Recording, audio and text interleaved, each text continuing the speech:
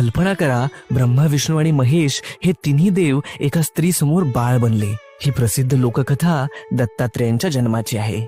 अत्री ऋषी आणि त्यांची पत्नी अनुसया दोघेही महान तपस्वी. अनुसयेचे पतिव्रत्य इतके प्रचंड की त्रिलोकात त्याची चर्चा. एकदा नारद मुनींनी त्रिलोकी फिरत असताना देवलोकांमध्ये अनुसयेच्या पतिव्रत्याची खूप स्तुती केली. ती स्तुती ऐकून देवी सरस्वती, लक्ष्मी आणि पार्वती यांना मत्सर वाटू लागला. आमच्यापेक्षा कोणी श्रेष्ठ? त्यांनी आपल्या पतींना भाग पाडलं की जाऊन अनुसयेची परीक्षा घ्या.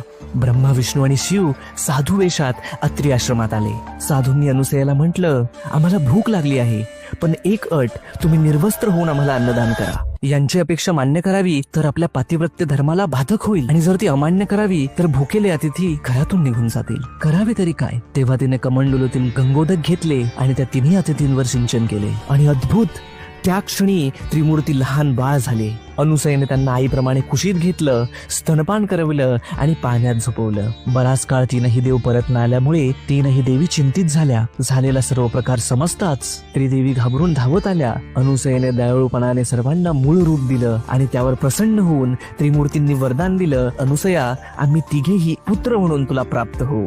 आणि अशा प्रकारे जन्म झाला त्रिगुणात्मक त्रयमूर्ती दत्त भगवान यांचा. श्री गुरुदेव दत्त.